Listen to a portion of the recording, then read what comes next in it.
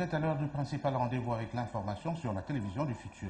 Rappelez simplement que nous sommes le vendredi 16 septembre 2016. TV Plus ce soir, c'est ce principal rendez-vous. Mais avant l'ouverture de cette session d'information, voici le sommaire.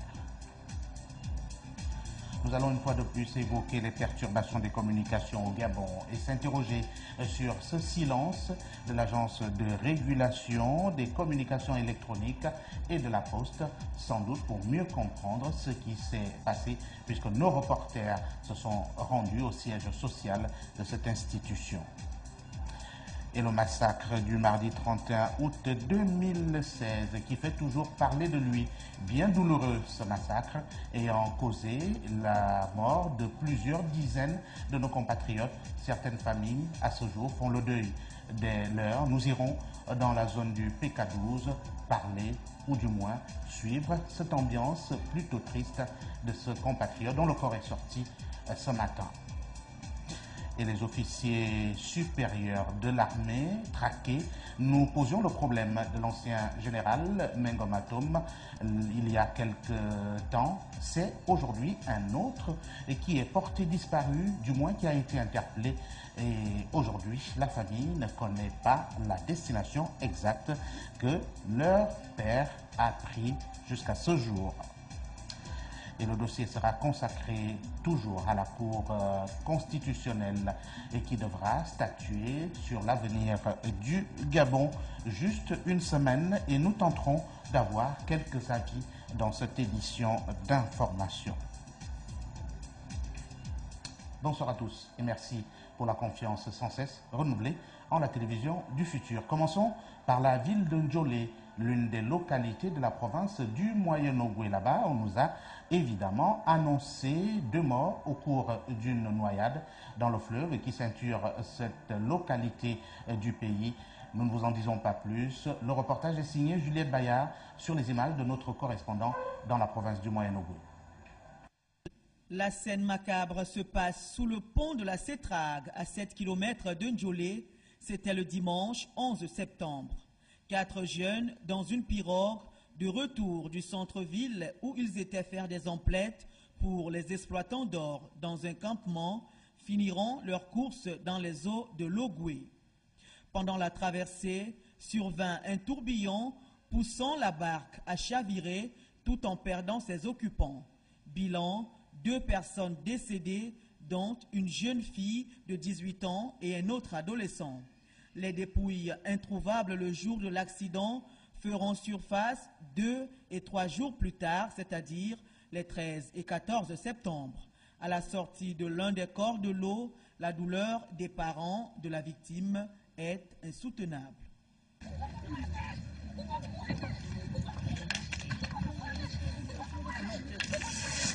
Pour l'heure, le piroguier incriminé est gardé à la brigade de gendarmerie de Ndjolé. Et nous revenons à Libreville avec le problème des communications qui sont fortement perturbées depuis plusieurs semaines déjà. Nous avons eu les avis des uns et des autres, aussi bien des compatriotes abonnés des maisons de téléphonie mobile et même de l'Internet.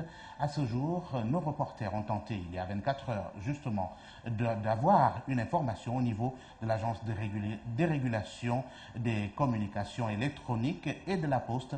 Voici ce qui en ressort. Le reportage est signé Juliette Bayard. Les habitants du Gabon coupés du reste du monde depuis au moins un mois. Une conséquence des perturbations mieux de l'interruption quasi volontaire par les autorités compétentes de la fourniture en service Internet à l'origine du blocage des réseaux sociaux, moyen incontestable de communication aujourd'hui.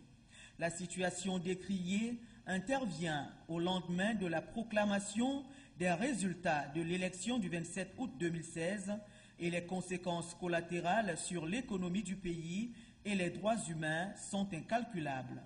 La réaction de l'ARCEP, l'Agence de régulation des communications électroniques et postales, reste fortement attendue. Et pour faire bouger les lignes et dans le souci permanent de donner l'information tant recherchée à la population, TV+, via ses reporters, s'est rendu au siège de l'ARCEP. Morceau choisi. Qui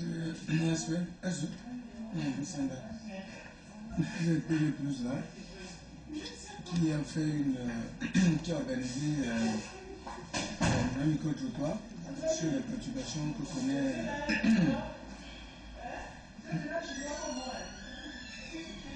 D'accord. Est-ce que vous avez interrogé les opérateurs? Oui. Ils disent que en fait, c'est l'organe de régulation qui coordonne tout et à leur niveau, ils ne peuvent pas donner une réponse scientifique concrète. Mais la réponse scientifique est donnée par les opérateurs. Nous ne sommes pas fournisseurs, nous sommes régulateurs du marché des télécommunications. Donc à partir de ce moment-là, ce sont eux qui doivent expliquer aux consommateurs pourquoi le service Internet connaît des perturbations. Bon, ça, le problème de l'ARCEP pour se situer à ce niveau, est-ce que l'ARCEP a réagi? Qu'est-ce qu'il attend faire? C'est peut-être cette question que... En fait, c'est la question qui nous amène, c'est surtout ça. Est-ce que l'ARCEP a réagi et qu'est-ce qu'elle compte faire?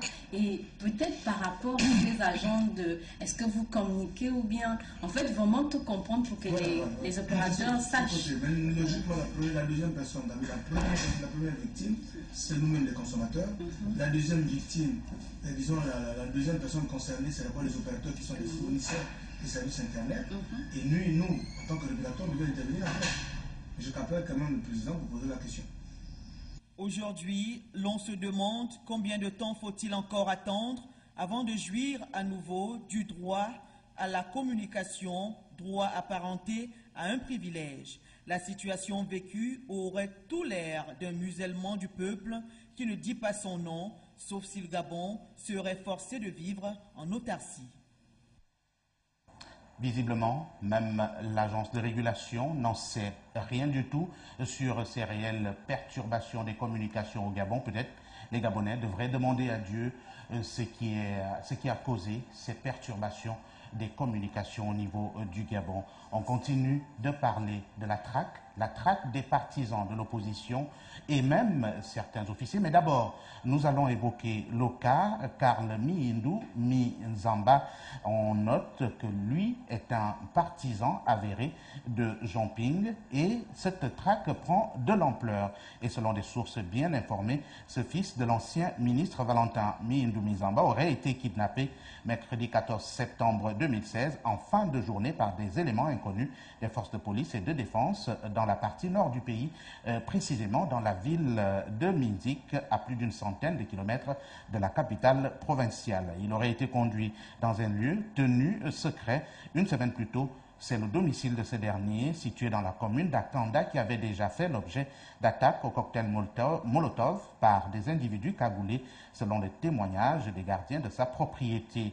Les impacts sont même encore visibles sur la façade de son domicile. Selon les mêmes sources, d'autres membres de la famille Mihindou Mizamba seraient également menacés d'arrestation arbitraire.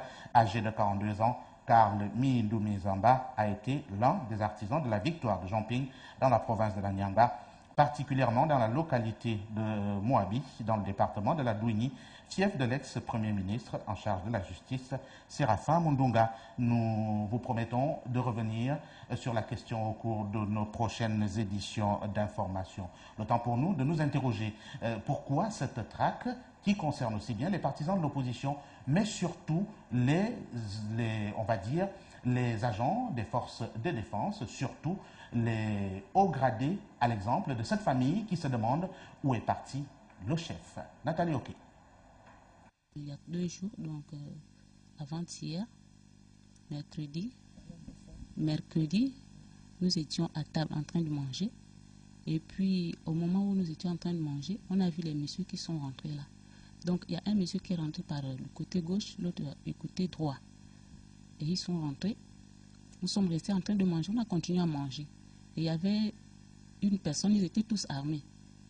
Donc, nous sommes restés là vraiment impuissants. On ne pouvait rien faire. Ni lui, ni moi, personne n'a bougé. Et ils ont avancé avec les armes. Ils étaient d'abord 2. Après, il y a les 2 qui sont rentrés après les 2 autres. Donc, ils étaient maintenant 4. Ils se sont présentés. Monsieur a dit, qu'est-ce que vous voulez? Ils ont dit, monsieur, levez-vous, suivez-nous. Il dit, mais vous m'amenez où? Suivez-nous, nous sommes de la PJ. Comme il avait juste un t-shirt, il avait juste une culotte, ils m'ont dit, madame, allez-y lui prendre un t-shirt. Je suis rentrée dans la chambre et il y a un autre qui m'a suivi. Il a continué à fouiller. Il a commencé à fouiller dans la chambre, renverser. Je l'ai même aidé à renverser les sacs sur le lit. Il y a quoi dans les cantines? J'ai dit, dans la cantine, il y a des effets que je n'utilise pas, qui sont dans les cantines. Si vous voulez, vous soulevez et vous ouvrez. Ils ont demandé les ordinateurs, ils ont demandé le Motorola. Lui-même, il a dit, je suis retraité depuis. Comment vous me posez la question d'avoir un Motorola ici? Moi, je n'ai pas de Motorola. C'est comme ça qu'ils l'ont pris. Ils ont commencé à mettre les menottes, ils ont mis les menottes. Et j'ai dit, mais vous êtes à 4, vous croyez qu'il est capable de se battre avec vous 4? Pourquoi vous lui mettez les menottes? Il ne peut pas se battre avec 4 personnes. Libérez au moins les mains. Il dit, madame, c'est comme ça. Donc c'est comme ça qu'ils l'ont amené. Et on a quand même pu identifier la voiture. Et il y avait aussi quelques personnes à distance qui ont identifié les personnes. C'était la Toyota double cabine, elle était blanche, toute blanche. 2F 398 AA. Il n'y avait aucun document. Ils sont rentrés, ils ne nous ont rien présenté, aucune pièce. Aucune pièce, ils n'ont rien présenté. Ils étaient en civil. Nous avons été déjà à la PJ depuis avant-hier, on ne fait que tourner avec les enfants. Nous avons été au B2, nous avons été à la DGR, au Camp Roux, nous avons été au CEDOC. Donc ce sont les endroits que nous on a tourné depuis avant-hier. Et jusque-là, nous n'avons pas de signes de lui. De nouvelles. Le téléphone, ils avaient pris le téléphone déjà à partir d'ici, on avait déjà arraché son téléphone. Donc ils ne sonnent même pas. Ils n'ont rien expliqué, rien du tout. Rien du tout. Et par rapport à mon mari, qu'est-ce que je dois dire? Je dois dire, depuis avant-hier, je n'arrive même pas à boire de l'eau. Donc cela veut dire que toutes les familles du Gabon sont inquiètes. Nous sommes tous inquiets. On ne peut pas circuler librement. Déjà, quand j'aperçois une voiture qui arrive là, j'ai déjà peur. Déjà, on habite maintenant avec la peur partout où on passe. Et ce n'est pas normal. J'ai déjà fait 2 nuits entières, je n'ai pas de sommeil. Ce n'est pas normal. Les personnes qu'on nous enlève, les parents qui restent aussi doivent tomber malades pour que nous puissions mourir avec les maladies. Il y a des tensions. Moi, je suis hyper tendue, j'ai été déclarée hyper tendue. Si je n'avais pas les enfants à côté de moi, qui me remontent un peu.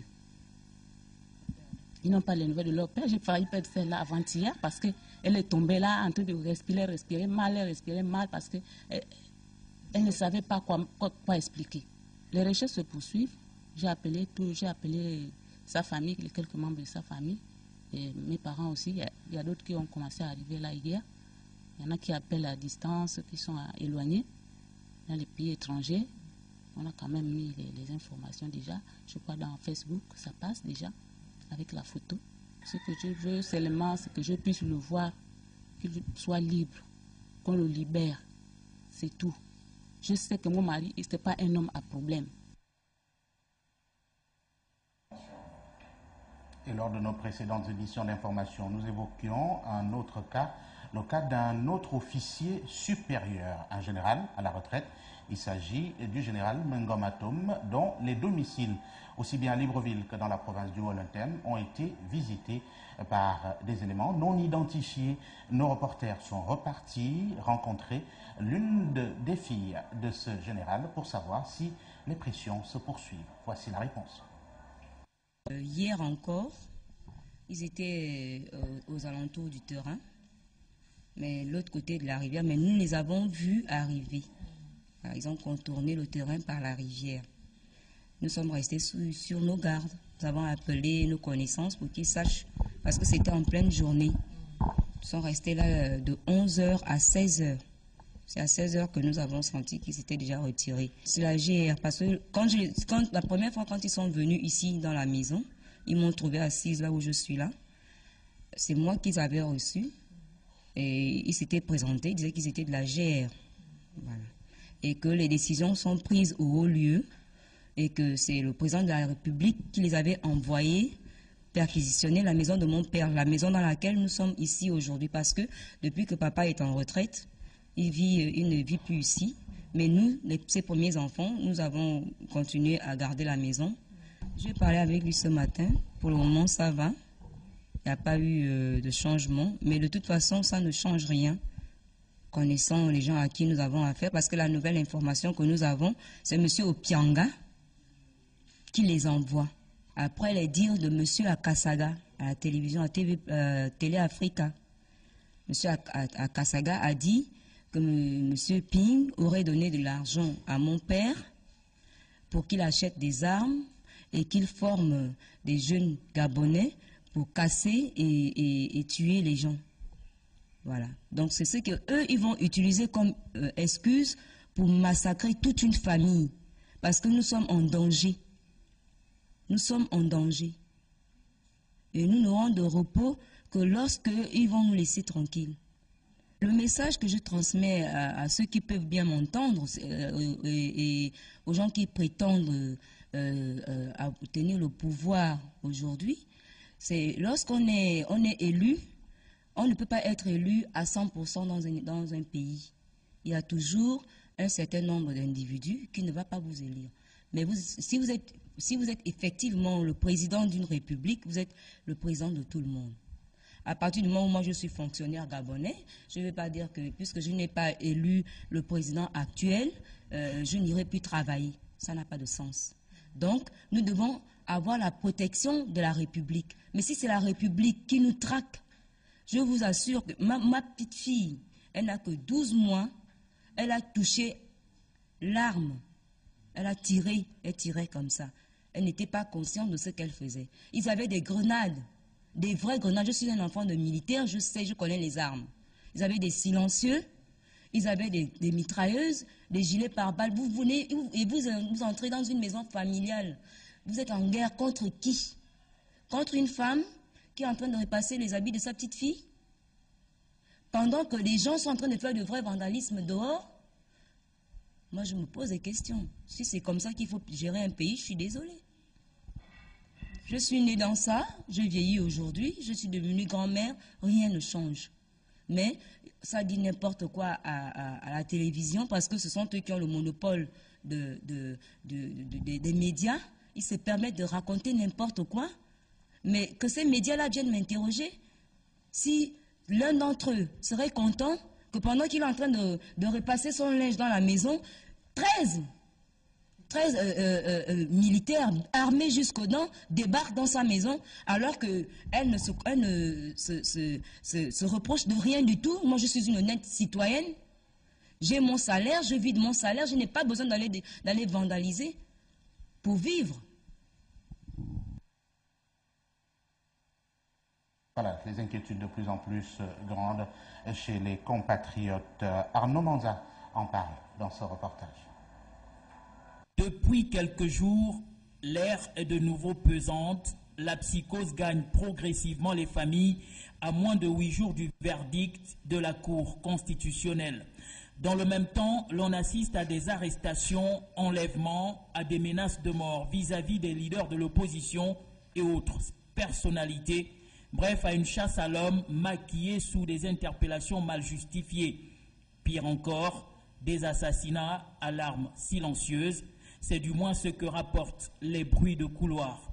Le dispositif sécuritaire est encore plus impressionnant de jour comme de nuit, qui de prime abord serait mis en branle pour sécuriser la population. Seulement, ce qui s'apparente à un état de siège crée un climat de peur, de terreur, avec la crainte d'un retour des débordements, comme au soir du 31 août dernier. Du coup, plusieurs familles renforcent les précautions, sinon envisagent des déplacements, comme nous l'ont fait savoir certaines personnes hors micro, hors caméra. Les stigmates des récentes contestations sont encore visibles et beaucoup restent toujours sans nouvelles de leurs proches disparus depuis la crise post-électorale. Pour l'heure, les Gabonais retiennent leur souffle en attendant que la Cour constitutionnelle vide le contentieux, même si pour d'aucuns, les dés seraient déjà pipés. Le même pain non béni serait sur le point d'être servi. En attendant, la population s'en remet à Dieu. Et comme l'annonçait Arnaud Manza, il y a encore des familles qui ne savent pas où se retrouvent leurs enfants pour la plupart, tandis que d'autres font le deuil des leurs, notamment dans le cas du jeune Alex. Le jeune Alex qui a été, semble-t-il, abattu dans la zone de Mélène. Et la dépouille du jeune Alex est donc sortie des maisons des pompes funèbres ce matin devant une foule nombreuse. Rappelons que c'était le 1er septembre que ce compatriote d'une vingtaine d'années a été victime de 2 balles au PK11, non loin du quartier Mélène, où il résidait de son vivant. Ce 16 septembre donc, une foule immense, arborant les t-shirts à son effigie, est venue lui rendre un dernier hommage en scandant l'hymne national. Nous vous faisons écouter.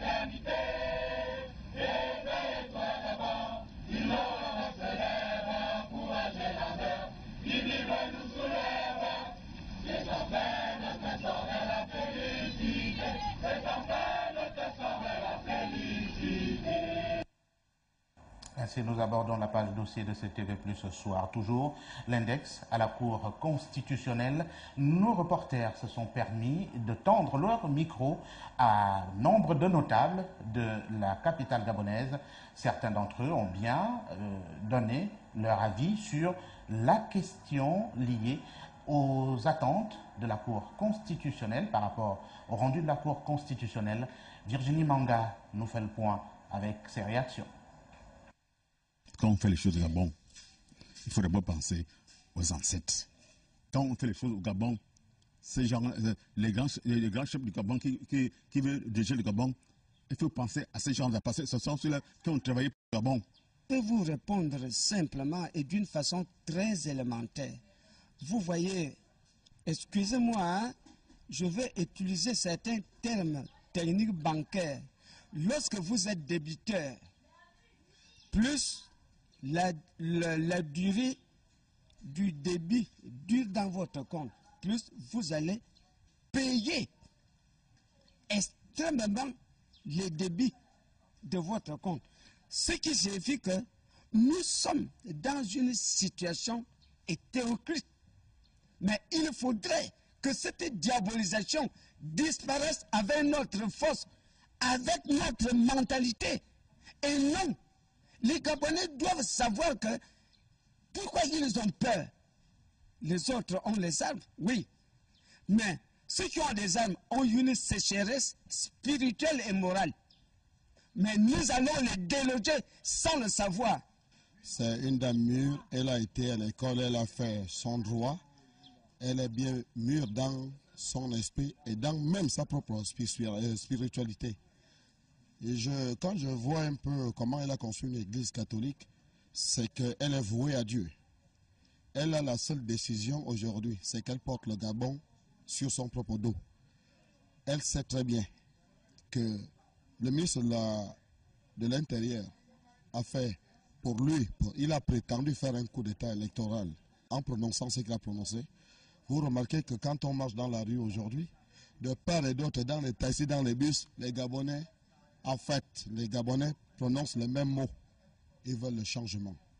Comment vous-même vous voyez le Gabon en ce moment? C'est pas la gaieté, c'est pas la gaieté. Je crois qu'il n'y a pas à tergiverser là-dessus. Je suis indigne du comportement de mon président de la République, M. Ali Ben Bongo. Parce que je ne comprends pas. Il vit au Gabon comme tous les Gabonais. Vous voyez un peu quand vous arrivez dans les Matitis, ce que vous appelez les Matitis, c'est un peu la vie réelle des Gabonais. Le Gabon ne se sent pas chez lui. Il ne peut pas commencer à manger du riz jusqu'au 31 et dire à l'opinion internationale que le Gabonais vit mieux. Ce n'est pas bien. Le vote, c'est un concours. On a perdu, on reconnaît sa défaite. Bon, maintenant, l'avenir du Gabon est au niveau de la Cour constitutionnelle. Il faut que la Cour tranche honnêtement honnêtement, je dis bien, honnêtement, il faut que la Cour constitutionnelle soit véridique. On veut la vérité. Alors, par rapport aux événements, qu'est-ce qu'on va dire? On va dire qu'il faut que le Gabon retrouve sa paix. Et la paix viendra après le verdict normal de Mme Mbouranchou. Et voilà la vision de ces notables que nos reporters ont rencontrés dans la capitale gabonaise. Une autre situation liée à la nuit du 31 août 2016, qui est désormais une nuit considérée comme une nuit macabre, avec des souvenirs bien douloureux et témoigne avec force la violence de la répression du gouvernement de la République qui voulait à tous les prix faire taire la revendication. Et voilà que le nombre de victimes dépasse largement celui annoncé officiellement. On parle des centaines de morts et une plainte a d'ailleurs été déposée par l'opposition à la Cour pénale internationale. Et nous avons eu l'avocat conseil de Jean Ping qui fait le suivi de cette plainte. Il nous a d'ailleurs accordé un entretien téléphonique ce matin. Nous allons écouter un extrait. Maître Jean-Paul Benoît, vous êtes avocat au barreau de Paris et à La Haye et vous êtes conseil de Jean Ping. Pouvez-vous vous expliquer sur la situation au Gabon et la plainte qui a été introduite au niveau de la Cour pénale internationale? En ce qui concerne la procédure, les choses sont simples. Quand on constate dans un pays une situation de violence qui aboutit à des massacres de populations civiles, une ONG, un gouvernement, une personnalité peuvent saisir la Cour pénale internationale. De quelle façon? On demande à la Cour pénale que le procureur pénal fasse une enquête pour constater ou infirmer l'existence de ces violences. Une fois que le procureur a fait son enquête, il conclut en disant je constate les violences, donc je pense que la plainte est recevable, et à ce moment-là, la procédure s'ouvre devant la Cour pénale. Dans une première phase, il faut que la chambre préliminaire admette la réalité de la plainte et confirme cette plainte, et après le procès. Donc ça, c'est la procédure classique, mais je répète, je ne suis pas en charge de ce dossier concernant le Gabon. Jean-Paul Benoît, que vous aurez la possibilité d'écouter intégralement au cours de cet entretien qui nous a accordé d'ailleurs ce matin. Et on note évidemment que la solidarité vis-à-vis du Gabon en crise post-électorale, l'écho de la souffrance des Gabonais s'est fait ressentir assez loin, suffisamment loin, au point que nous avons jugé important de vous le faire savoir. Il s'agit du peuple sud-africain. Je ne vous en dis pas plus. Regardez.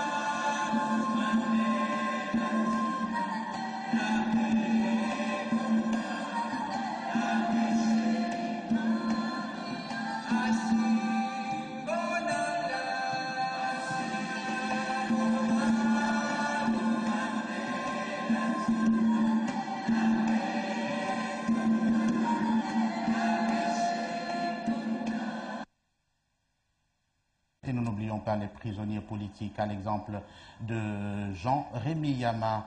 Et cela fait 69 jours que le leader syndical, Jean-Rémy Yama, est le principal leader des dynamiques unitaires, et ses camarades ont été interpellés au rond-point de la démocratie par les éléments de la police nationale.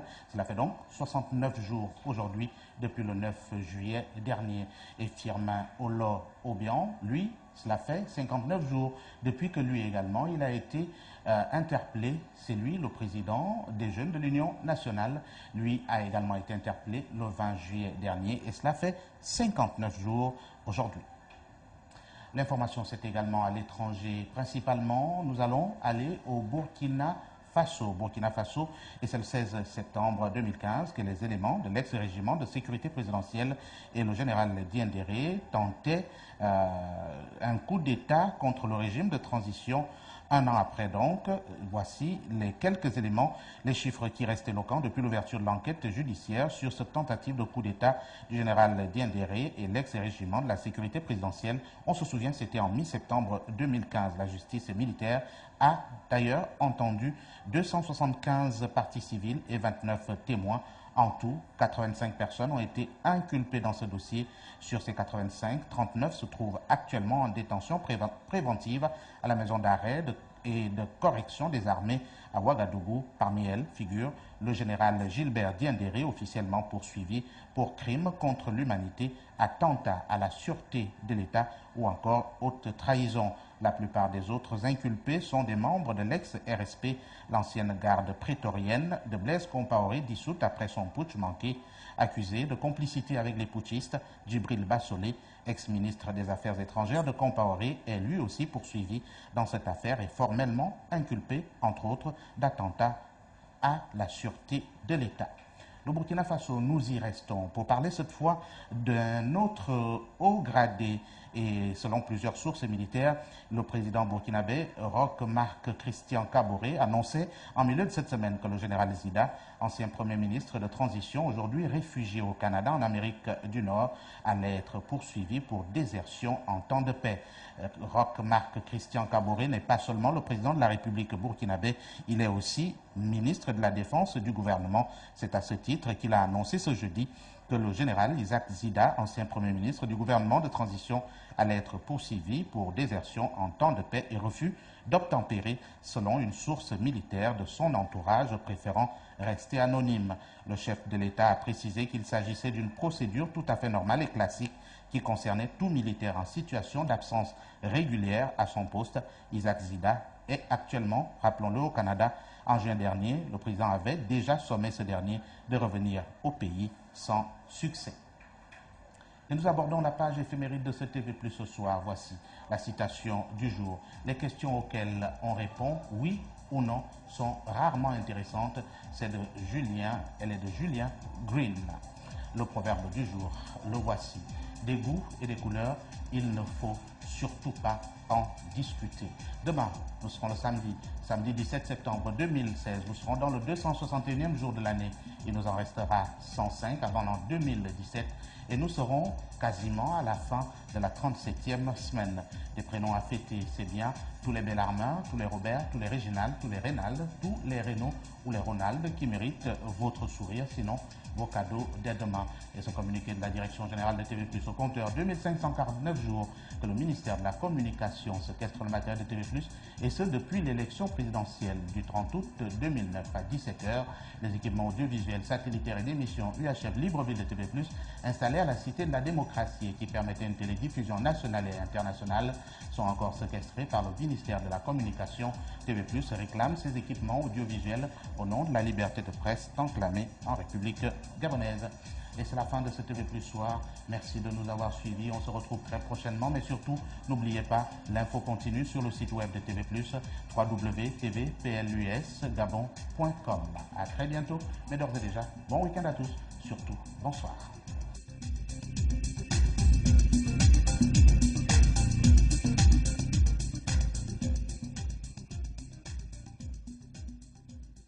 Grande chez les compatriotes. Arnaud Manza en parle dans ce reportage.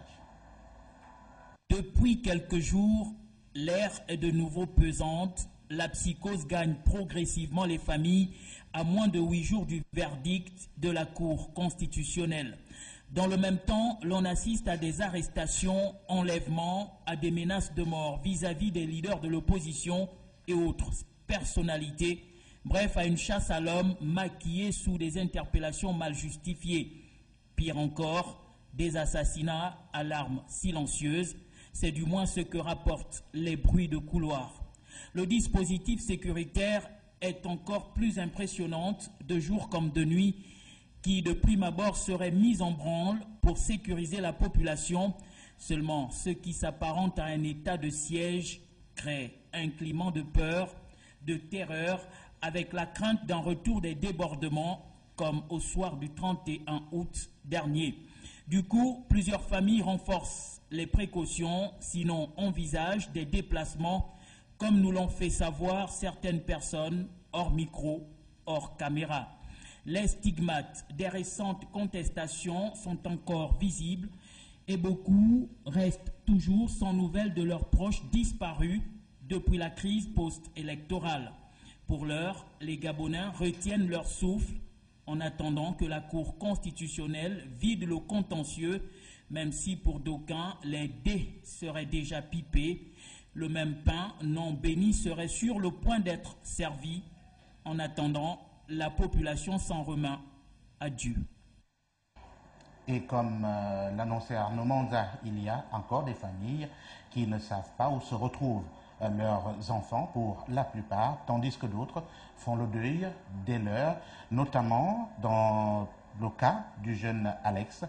Le jeune Alex qui a été, semble-t-il, abattu dans la zone de Mélène. Et la dépouille du jeune Alex est donc sortie des maisons des pompes funèbres ce matin devant une foule nombreuse.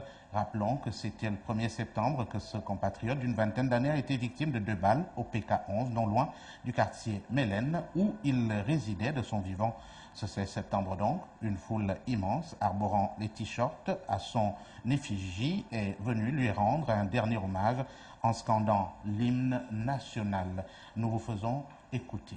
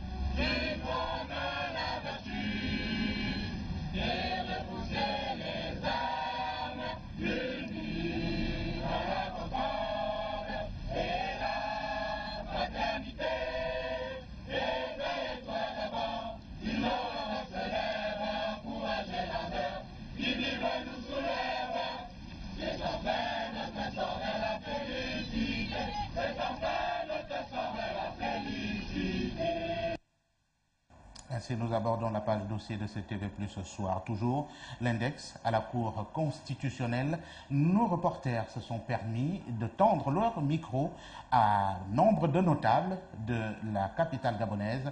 Certains d'entre eux ont bien donné leur avis sur la question liée aux attentes de la Cour constitutionnelle par rapport au rendu de la Cour constitutionnelle. Virginie Manga nous fait le point avec ses réactions. Quand on fait les choses au Gabon, il faut d'abord penser aux ancêtres. Quand on fait les choses au Gabon, ces gens, les grands chefs du Gabon qui veulent diriger le Gabon, il faut penser à ces gens-là, parce que ce sont ceux-là qui ont travaillé pour le Gabon. Je peux vous répondre simplement et d'une façon très élémentaire. Vous voyez, excusez-moi, hein, je vais utiliser certains termes techniques bancaires. Lorsque vous êtes débiteur, plus la durée du débit dure dans votre compte, plus vous allez payer extrêmement les débits de votre compte. Ce qui signifie que nous sommes dans une situation hétéroclite. Mais il faudrait que cette diabolisation disparaisse avec notre force, avec notre mentalité. Et non, les Gabonais doivent savoir que pourquoi ils ont peur. Les autres ont les armes, oui. Mais ceux qui ont des armes ont une sécheresse spirituelle et morale. Mais nous allons les déloger sans le savoir. C'est une dame mûre, elle a été à l'école, elle a fait son droit. Elle est bien mûre dans son esprit et dans même sa propre spiritualité. Et quand je vois un peu comment elle a construit une église catholique, c'est qu'elle est vouée à Dieu. Elle a la seule décision aujourd'hui, c'est qu'elle porte le Gabon sur son propre dos. Elle sait très bien que le ministre de l'Intérieur a fait pour lui, il a prétendu faire un coup d'État électoral en prononçant ces cas. Rien du tout. Et par rapport à mon mari, qu'est-ce que je dois dire? Je dois dire, depuis avant-hier, je n'arrive même pas à boire de l'eau. Donc cela veut dire que toutes les familles du Gabon sont inquiètes. Nous sommes tous inquiets. On ne peut pas circuler librement. Déjà, quand j'aperçois une voiture qui arrive là, j'ai déjà peur. Déjà, on habite maintenant avec la peur partout où on passe. Et ce n'est pas normal. J'ai déjà fait 2 nuits entières, je n'ai pas de sommeil. Ce n'est pas normal. Les personnes qu'on nous enlève, les parents qui restent aussi doivent tomber malades pour que nous puissions mourir avec les maladies. Il y a des tensions. Moi, je suis hyper tendue, j'ai été déclarée hyper tendue. Si je n'avais pas les enfants à côté de moi, qui me remontent un peu. Ils n'ont pas les nouvelles de leur père. J'ai failli perdre celle-là avant-hier parce qu'elle est tombée là en train de respirer mal parce qu'elle ne savait pas quoi expliquer. Les recherches se poursuivent. J'ai appelé sa famille, les quelques membres de sa famille, et mes parents aussi. Il y a d'autres qui ont commencé à arriver là hier. Il y en a qui appellent à distance, qui sont éloignés dans les pays étrangers. On a quand même mis les informations déjà. Je crois dans Facebook, ça passe déjà avec la photo. Ce que je veux seulement, c'est que je puisse le voir, qu'il soit libre, qu'on le libère. C'est tout. Je sais que mon mari, ce n'est pas un homme à problème. Et lors de nos précédentes éditions d'information, nous évoquions un autre cas, le cas d'un autre officier supérieur, un général à la retraite. Il s'agit du général Mengomatom, dont les domiciles, aussi bien à Libreville que dans la province du Haut-Lanterne, ont été visités par des éléments non identifiés. Nos reporters sont repartis rencontrer l'une des filles de ce général pour savoir si les pressions se poursuivent. Voici la réponse. Hier encore, ils étaient aux alentours du terrain, mais l'autre côté de la rivière, mais nous les avons vus arriver. Alors, ils ont contourné le terrain par la rivière. Nous sommes restés sur nos gardes. Nous avons appelé nos connaissances pour qu'ils sachent, parce que c'était en pleine journée. Nous sommes restés là de 11h à 16h. C'est à 16h que nous avons senti qu'ils s'étaient déjà retirés. C'est la GR, parce que la première fois quand ils sont venus ici dans la maison, ils m'ont trouvé assise là où je suis là. C'est moi qu'ils avaient reçu. Et ils s'étaient présentés, ils disaient qu'ils étaient de la GR. Voilà. Et que les décisions sont prises au haut lieu et que c'est le président de la République qui les avait envoyés perquisitionner la maison de mon père, la maison dans laquelle nous sommes ici aujourd'hui, parce que depuis que papa est en retraite, il ne vit plus ici. Mais nous, ses premiers enfants, nous avons continué à garder la maison. J'ai parlé avec lui ce matin. Pour le moment, ça va. Il n'y a pas eu de changement. Mais de toute façon, ça ne change rien. Connaissant les gens à qui nous avons affaire, parce que la nouvelle information que nous avons, c'est M. Opianga qui les envoie. Après les dires de M. Akasaga à la télévision, à Télé Africa. M. Akasaga a dit que M. Ping aurait donné de l'argent à mon père pour qu'il achète des armes et qu'il forme des jeunes Gabonais pour casser et tuer les gens. Voilà. Donc c'est ce qu'eux, ils vont utiliser comme excuse pour massacrer toute une famille. Parce que nous sommes en danger.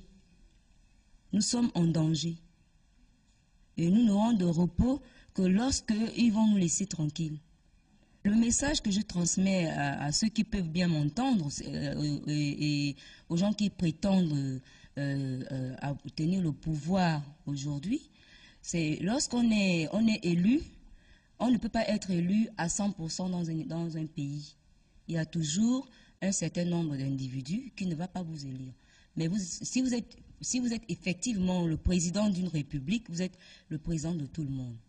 À partir du moment où moi je suis fonctionnaire gabonais, je ne vais pas dire que puisque je n'ai pas élu le président actuel, je n'irai plus travailler. Ça n'a pas de sens.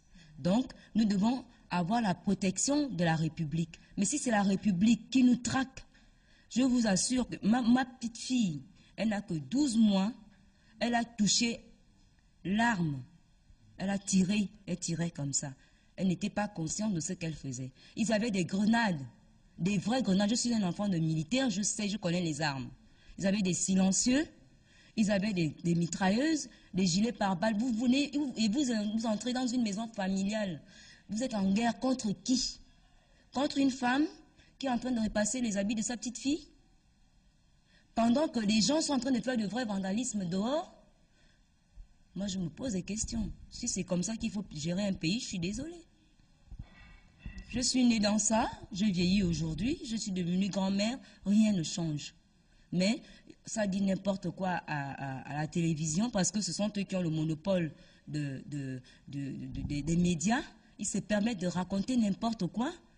Mais que ces médias-là viennent m'interroger. Si l'un d'entre eux serait content que pendant qu'il est en train de repasser son linge dans la maison, 13 militaires armés jusqu'aux dents débarquent dans sa maison alors qu'elle ne se reproche de rien du tout. Moi, je suis une honnête citoyenne. J'ai mon salaire, je vis de mon salaire. Je n'ai pas besoin d'aller vandaliser pour vivre. Voilà, les inquiétudes de plus en plus prononcées.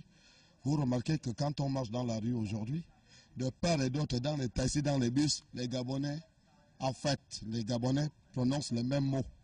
Ils veulent le changement. Comment vous-même vous voyez le Gabon en ce moment? C'est pas la gaieté, c'est pas la gaieté. Je crois qu'il n'y a pas de tergiversé là-dessus. Je suis indigne du comportement de mon président de la République, M. Ali Ben Bongo. Parce que je ne comprends pas. Il vit au Gabon comme tous les Gabonais. Vous voyez un peu quand vous arrivez dans les Matitis, ce que vous appelez Matitis, c'est un peu la vie réelle des Gabonais. Le Gabon ne se sent pas chez lui. On ne peut pas commencer à manger du riz jusqu'au 31 et dire à l'opinion internationale que le Gabonais vit mieux. Ce n'est pas bien. Le vote, c'est un concours. On a perdu, on reconnaît sa défaite. Bon, maintenant, l'avenir du Gabon est au niveau de la Cour constitutionnelle. Il faut que la Cour tranche honnêtement. Honnêtement, je dis bien, honnêtement, il faut que la Cour constitutionnelle soit véridique. On veut la vérité. Alors, par rapport aux événements, qu'est-ce qu'on va dire? On va dire qu'il faut que le Gabon retrouve sa paix. Et la paix viendra après le verdict normal de Mme Mbouranchou. Et voilà la vision de ces notables que nos reporters ont rencontrés dans la capitale gabonaise. Une autre situation liée à la nuit du 31 août 2016, qui est désormais une nuit considérée comme une nuit macabre, avec des souvenirs bien douloureux et témoigne avec force la violence de la répression du gouvernement de la République qui voulait à tous les prix faire taire la revendication. Et voilà que le nombre de victimes dépasse largement celui annoncé officiellement. On parle des centaines de morts et une plainte a d'ailleurs été déposée par l'opposition à la Cour pénale internationale. Et nous avons eu l'avocat conseil de Jean Ping qui fait le suivi de cette plainte. Il nous a d'ailleurs accordé un entretien téléphonique ce matin. Nous allons écouter un extrait. Maître Jean-Paul Benoît, vous êtes avocat au barreau de Paris et à La Haye et vous êtes conseil de Jean Ping. Pouvez-vous vous expliquer sur la situation au Gabon et la plainte qui a été introduite au niveau de la Cour pénale internationale? En ce qui concerne la procédure, les choses sont simples. Quand on constate dans un pays une situation de violence qui aboutit à des massacres de populations civiles, une ONG, un gouvernement ou une personnalité peuvent saisir la Cour pénale internationale. De quelle façon? On demande à la Cour pénale que le procureur pénal fasse une enquête pour constater ou infirmer l'existence de ces violences. Une fois que le procureur a fait son enquête, il conclut en disant je constate les violences, donc je pense que la plainte est recevable, et à ce moment-là, la procédure s'ouvre devant la Cour pénale. Dans une première phase, il faut que la chambre préliminaire admette la réalité de la plainte et confirme cette plainte, et après le procès. Donc ça, c'est la procédure classique, mais je répète, je ne suis pas en charge de ce dossier concernant le Gabon. Jean-Paul Benoît, que vous aurez la possibilité d'écouter intégralement au cours de cet entretien qu'il nous a accordé d'ailleurs ce matin. Et on note évidemment que la solidarité vis-à-vis du Gabon en crise post-électorale, l'écho de la souffrance des Gabonais s'est fait ressentir assez loin, suffisamment loin, au point que nous avons jugé important de vous le faire savoir. Il s'agit du peuple sud-africain. Je ne vous en dis pas plus, regardez.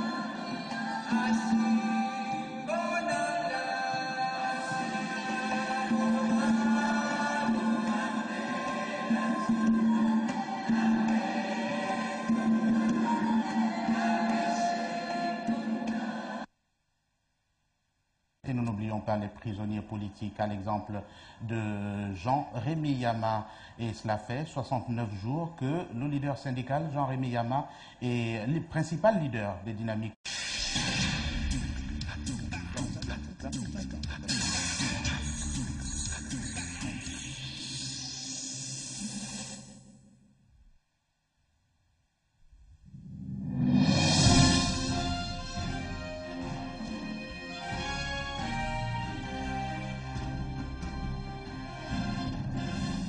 Vous êtes à l'heure du principal rendez-vous avec l'information sur la télévision du futur. Rappelez simplement que nous sommes le vendredi 16 septembre 2016. TV Plus ce soir, c'est ce principal rendez-vous. Mais avant l'ouverture de cette session d'information, voici le sommaire. Nous allons une fois de plus évoquer les perturbations des communications au Gabon et s'interroger sur ce silence de l'Agence de régulation des communications électroniques et de la Poste, sans doute pour mieux comprendre ce qui s'est passé, puisque nos reporters se sont rendus au siège social de cette institution. Et le massacre du mardi 31 août 2016 qui fait toujours parler de lui.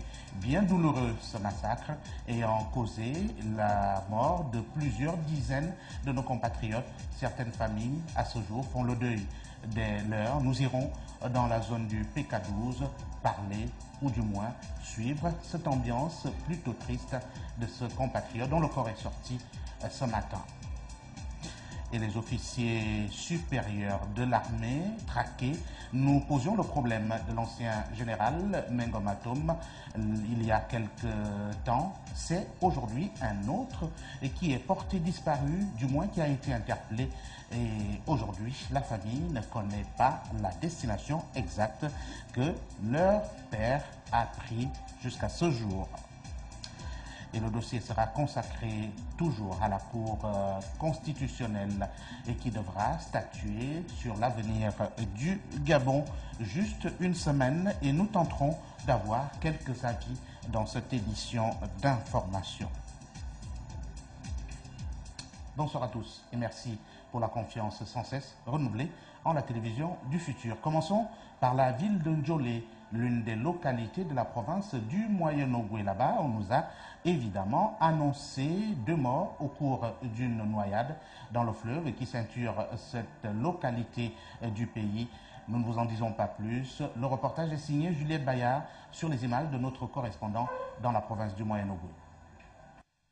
La scène macabre se passe sous le pont de la Sétrague, à 7 km de Ndjolé. C'était le dimanche 11 septembre.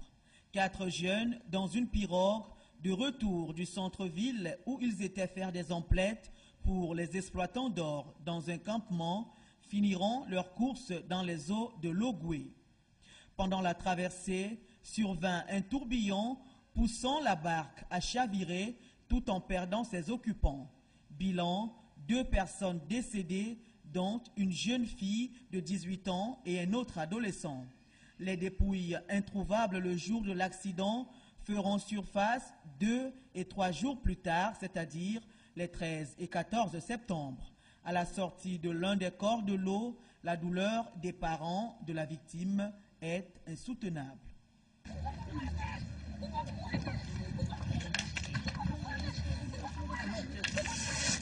Pour l'heure, le piroguier incriminé est gardé à la brigade de gendarmerie de Ndjolé. Et nous revenons à Libreville avec le problème des communications qui sont fortement perturbées depuis plusieurs semaines déjà. Nous avons eu les avis des uns et des autres, aussi bien des compatriotes abonnés des maisons de téléphonie mobile et même de l'Internet. À ce jour, nos reporters ont tenté, il y a 24 heures justement, d'avoir une information au niveau de l'Agence de régulation des communications électroniques et de la Poste. Voici ce qui en ressort. Le reportage est signé Juliette Bayard. Les habitants du Gabon coupés du reste du monde depuis au moins un mois. Une conséquence des perturbations mieux de l'interruption quasi volontaire par les autorités compétentes de la fourniture en service Internet à l'origine du blocage des réseaux sociaux, moyen incontestable de communication aujourd'hui. La situation décriée intervient au lendemain de la proclamation des résultats de l'élection du 27 août 2016 et les conséquences collatérales sur l'économie du pays et les droits humains sont incalculables. La réaction de l'ARCEP, l'Agence de régulation des communications électroniques et postales, reste fortement attendue. Et pour faire bouger les lignes et dans le souci permanent de donner l'information tant recherchée à la population, TV+, via ses reporters, s'est rendu au siège de l'ARCEP. Morceau choisi. Qui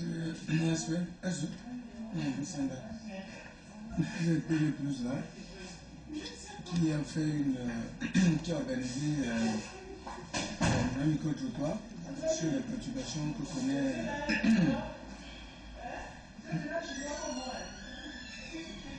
D'accord.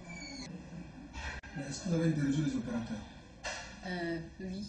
Ils disent que en fait, c'est l'organe de régulation qui coordonne tout et à leur niveau, ils ne peuvent pas donner une réponse scientifique concrète. Mais la réponse scientifique est donnée par les opérateurs. Nous ne sommes pas fournisseurs, nous sommes régulateurs du marché des télécommunications. Donc à partir de ce moment-là, ce sont eux qui doivent expliquer aux consommateurs pourquoi le service Internet connaît des perturbations. Bon, ça, notre problème de l'ARCEP pour se situer à ce niveau, est-ce que l'ARCEP a réagi? Qu'est-ce qu'il attend faire? C'est peut-être cette question que... En fait, c'est la question qui nous amène, c'est surtout ça. Est-ce que l'ARCEP a réagi et qu'est-ce qu'elle compte faire? Et peut-être par rapport aux des agents de... Est-ce que vous communiquez ou bien... En fait, vraiment tout comprendre pour que les opérateurs sachent. Mais logiquement, la deuxième personne, la première victime, c'est nous-mêmes les consommateurs. La deuxième victime, disons la deuxième personne concernée, c'est d'abord les opérateurs qui sont les fournisseurs des services Internet. Et nous, en tant que régulateurs, nous devons intervenir en fait. Je rappelle quand même le président pour poser la question. Aujourd'hui, l'on se demande combien de temps faut-il encore attendre avant de jouir à nouveau du droit à la communication, droit apparenté à un privilège. La situation vécue aurait tout l'air d'un musellement du peuple qui ne dit pas son nom, sauf si le Gabon serait forcé de vivre en autarcie. Visiblement, même l'agence de régulation n'en sait rien du tout sur ces réelles perturbations des communications au Gabon. Peut-être les Gabonais devraient demander à Dieu ce qui a causé ces perturbations des communications au niveau du Gabon. On continue de parler de la traque des partisans de l'opposition et même certains officiers. Mais d'abord, nous allons évoquer le cas Karl Mihindou Minzamba. On note que lui est un partisan avéré de Jean Ping et cette traque prend de l'ampleur. Et selon des sources bien informées, ce fils de l'ancien ministre Valentin Mihindou Minzamba aurait été kidnappé mercredi 14 septembre 2016 en fin de journée par des éléments inconnus des forces de police et de défense dans la partie nord du pays, précisément dans la ville de Minzik, à plus d'une centaine de kilomètres de la capitale provinciale. Il aurait été conduit dans un lieu tenu secret une semaine plus tôt. C'est le domicile de ce dernier, situé dans la commune d'Akanda, qui avait déjà fait l'objet d'attaques au cocktail Molotov par des individus cagoulés, selon les témoignages des gardiens de sa propriété. Les impacts sont même encore visibles sur la façade de son domicile. Selon les mêmes sources, d'autres membres de la famille Mihindou Minzamba seraient également menacés d'arrestation arbitraire. Âgé de 42 ans, Karl Mihindou Minzamba a été l'un des artisans de la victoire de Jean Ping dans la province de la Nyanga, particulièrement dans la localité de Moabi, dans le département de la Douini, fief de l'ex-premier ministre en charge de la justice, Séraphin Mundunga. Nous vous promettons de revenir sur la question au cours de nos prochaines éditions d'information. Le temps pour nous de nous interroger pourquoi cette traque qui concerne aussi bien les partisans de l'opposition, mais surtout on va dire, les agents des forces de défense, surtout les hauts gradés, à l'exemple de cette famille qui se demande où est parti le chef. Nathalie Oké. Il y a 2 jours, donc avant-hier, mercredi, nous étions à table en train de manger. Et puis, au moment où nous étions en train de manger, on a vu les messieurs qui sont rentrés là. Donc, il y a un monsieur qui est rentré par le côté gauche, l'autre du côté droit. Et ils sont rentrés. Nous sommes restés en train de manger. On a continué à manger. Et il y avait une personne, ils étaient tous armés. Donc, nous sommes restés là vraiment impuissants. On ne pouvait rien faire. Ni lui, ni moi, personne n'a bougé. Et ils ont avancé avec les armes. Ils étaient d'abord 2. Après, il y a les 2 qui sont rentrés après les 2 autres. Donc, ils étaient maintenant 4. Ils se sont présentés. Monsieur a dit, qu'est-ce que vous voulez? Ils ont dit, monsieur, levez-vous, suivez-nous. Il dit, mais vous m'amenez où? Suivez-nous, nous sommes de la PJ. Comme il avait juste un t-shirt, il avait juste une culotte, ils m'ont dit, madame, allez-y lui prendre un t-shirt. Je suis rentrée dans la chambre et il y a un autre qui m'a suivi. Il a continué à fouiller. Il a commencé à fouiller dans la chambre, renverser. Je l'ai même aidé à renverser les sacs sur le lit. Il y a quoi dans les cantines? J'ai dit, dans la cantine, il y a des effets que je n'utilise pas, qui sont dans les cantines. Si vous voulez, vous soulevez et vous ouvrez. Ils ont demandé les ordinateurs, ils ont demandé le Motorola. Lui-même, il a dit, je suis retraité depuis. Comment vous me posez la question d'avoir un Motorola ici? J'ai dit, moi, je n'ai pas de Motorola. C'est comme ça qu'ils l'ont pris. Ils ont commencé à mettre les menottes, ils ont mis les menottes. Et j'ai dit, mais vous êtes à 4, vous croyez qu'il est capable de se battre avec vous 4? Pourquoi vous lui mettez les menottes? Il ne peut pas se battre avec 4 personnes. Libérez-nous au moins les mains. Il dit, madame, c'est comme ça. Donc c'est comme ça qu'ils l'ont amené. Et on a quand même pu identifier la voiture. Et il y avait aussi quelques personnes à distance qui ont identifié les personnes. C'était la Toyota double cabine, elle était blanche, toute blanche. 2F 398 AA. Il n'y avait aucun document. Ils sont rentrés, ils ne nous ont rien présenté, aucune pièce. Aucune pièce, ils n'ont rien présenté. Ils étaient en civil.